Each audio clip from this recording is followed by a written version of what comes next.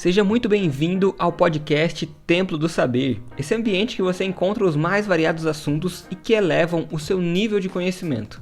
Meu nome é Daniel Lazzarini e nesse episódio quero te apresentar um método que irá te ajudar a organizar as suas despesas de uma maneira eficiente.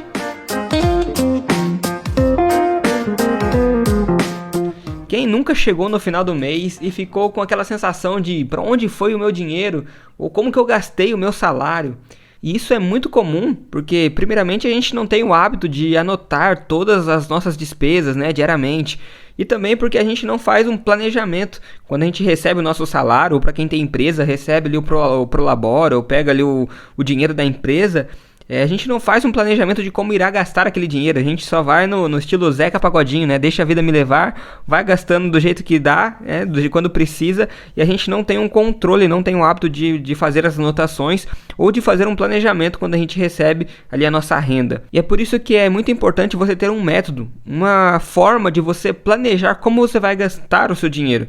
Existem hoje várias ferramentas e vários métodos, vários especialistas financeiros vão dar um método diferente, alguns números diferentes, mas o importante não é qual método utilizar, mas é você ter um método e seguir esse método quando você for ali organizar as suas finanças. E o que eu utilizo e o que eu quero explicar para você aqui nesse podcast é o método 50-30-20. É um método muito famoso, provavelmente você já deve ter ouvido falar desse método, e ele consiste em dividir o seu salário em 3 partes. 50% deve ser para despesas essenciais, 30% para desejos e 20% para dívidas, no caso de você estar endividado, ou investimentos, No caso, se você não tiver nenhuma dívida, você vai separar aí 20% para investir. E o que são então despesas essenciais? Quais são as categorias de despesas que entram nesse grupo de despesas essenciais? São todas aquelas despesas que realmente são essenciais para você sobreviver, para a sua sobrevivência, coisas que você não pode cortar do seu orçamento, como por exemplo, moradia. Então você precisa ter um lugar para morar, então todas as suas despesas relacionadas à moradia, como por exemplo o aluguel ou um financiamento, saneamento básico, como água, energia, gás, enfim, tudo que está relacionado ali à sua moradia são despesas essenciais. A gente também tem alimentação, então por exemplo, a sua compra do mês do supermercado, ela entra como despesa essencial. O transporte, você precisa de se locomover, então um carro, uma moto ou Uber que você pega para ir para o trabalho, o ônibus, enfim, tudo isso entra também em despesas essenciais. Então são despesas que são essenciais para a sua sobrevivência no dia a dia. Roupas para vestir, aquilo que você come, o lugar que você mora, e o meio de transporte que você usa para se locomover. Já na categoria de desejos, são as despesas que são, embora elas não sejam essenciais para a sua sobrevivência, elas são muito importantes para você e te fazem feliz. Como por exemplo, streamings, que a gente fala que são as assinaturas, como Globoplay, Netflix, enfim, são aquilo que é importante. Às vezes você que gosta de assistir um filme, então aquilo é importante para você. É claro que talvez num momento de necessidade você consegue cortar essa despesa, mas é algo que é importante para a sua felicidade. Então, todas as suas despesas relacionadas a assistir filmes, a série, talvez uma TV por assinatura, um lazer que você tem, vamos supor que você gosta muito de viajar, então seus gastos com viagens entram em desejos, aquele passeio de final de semana com a família, aquele restaurante que você vai, aquele lanche que você gosta de comer, um animal de estimação que você tenha, tudo isso entra na categoria de desejos.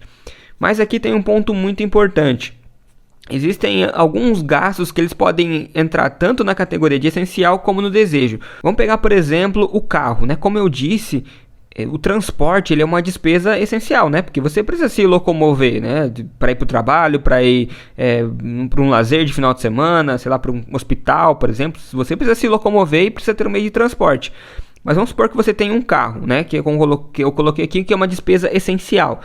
Porém, você quer trocar de carro, você tem um carro bom, um carro que te atende, que te leva para o trabalho, que te permite passear de final de semana, mas você quer simplesmente trocar por um carro melhor. Essa despesa, essa diferença, vamos supor que você vai vender o seu carro, você tem um carro quitado, você vai vender e comprar um carro novo, financiado, por exemplo. Essa parcela do financiamento vai ser vai entrar na categoria de desejos. Ela não é mais essencial, porque você já tem um carro bom, o que é essencial já está garantido. Agora você tem o desejo de comprar um carro novo. Então, se essa parcela do financiamento couber na sua categoria de desejos, tudo bem você ir lá comprar o carro. Agora, se não couber, você vai ter que esperar mais um pouco, ou procurar uma parcela menor, ou aumentar a sua renda, para que então caiba esse valor na sua categoria de desejos. Então, o carro ele pode entrar tanto em essencial como em desejo. Agora vamos supor que você tem um carro que está dando muito trabalho, esse carro ele só está quebrando, você gasta mais com mecânico, né, do que às vezes com gasolina, enfim. Então você vê que está na hora de trocar esse carro. Agora então trocar esse carro vai ser uma despesa essencial. Por quê?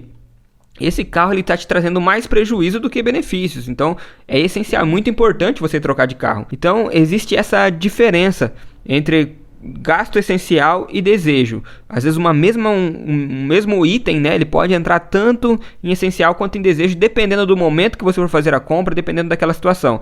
E esse conceito se enquadra em vários itens, né, como por exemplo celular. Às vezes você tem um celular bom que te atende, que permite fazer ligação, mensagens e tal, mas saiu o iPhone 15, eu quero comprar o iPhone 15. Então você vai colocar ali na categoria de desejos, porque não é essencial.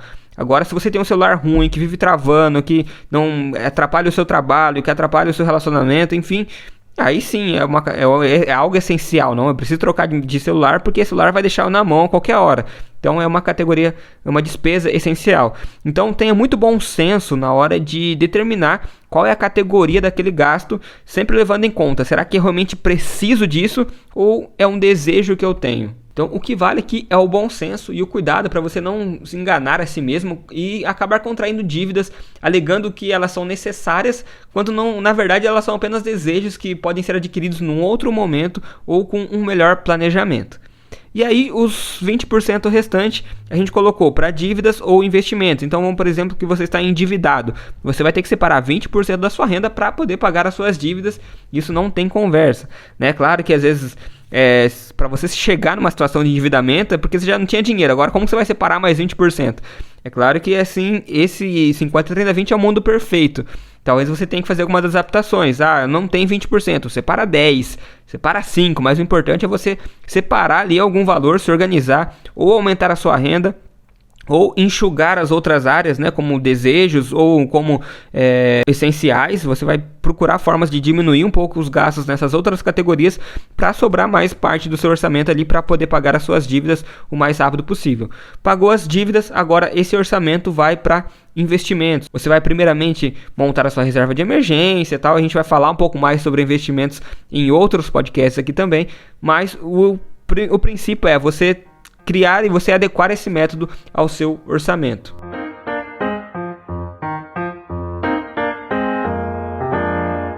Além das categorias de despesas, né, que a gente colocou aqui, os 50, 30, 20, eu também aconselho você a criar algumas categorias de receitas, que são os tipos de entradas que você recebe.